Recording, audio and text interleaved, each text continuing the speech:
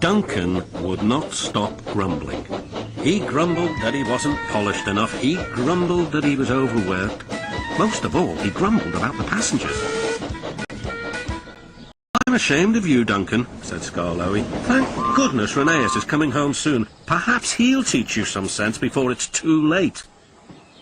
"What has Rhenase to do with me?"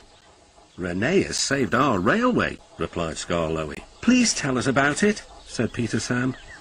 "Well," began Skarloey, "it was before you came here. Things were bad. Rhenase and I had to keep the trains running, or our railway would have to close."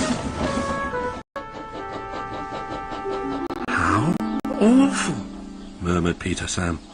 "I tried hard," continued Skarloey, "but my old wheels ached.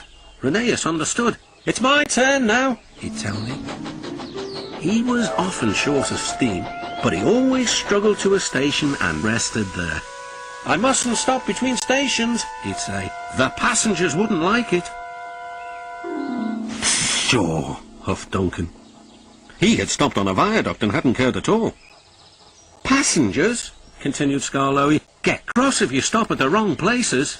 Rhenase stopped in a wrong place once, and this is what happened."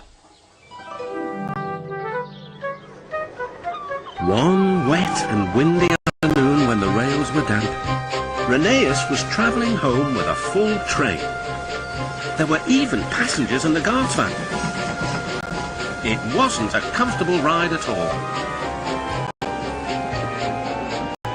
Rhenase's wheels kept slipping, and it was a steep climb.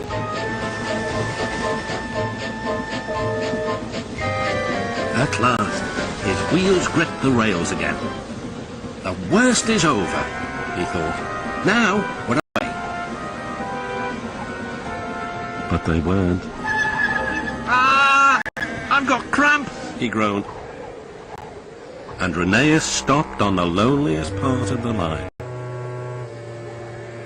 His driver examined him carefully. "Your valve gear has jammed. We need to reach the next station. Do you think you can still get us there?" "I'll try," replied Rhenase.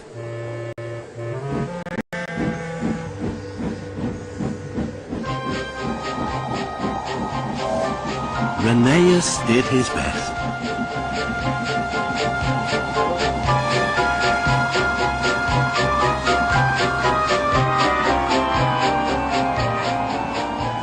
"If I fail," he thought to himself, "the passengers will be cross and the railway will close." Everything blurred. He was really too tired to make another turn of his wheels. But he did. And another, and another, and another. Finally, tired but triumphant, Rhenase reached the station. "I'm here at last," he wheezed. "Thank you for getting us home," said the passengers. "We'll tell all our friends what a fine railway this is." His driver was delighted. "You're a gallant little engine," he said to Rhenase. "When you're rested, we'll mend you so you'll be ready for tomorrow." And, smiled Skarloey, Rhenase was always ready for tomorrow.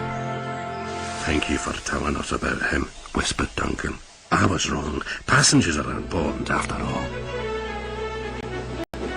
The next day, Rhenase came home. All the engines were there to greet him. Edward pushed his truck to the siding where he was lifted onto his rails. This was the signal for a chorus of whistles from engines large and small. Everyone was happy, and Rhenase was the happiest of all.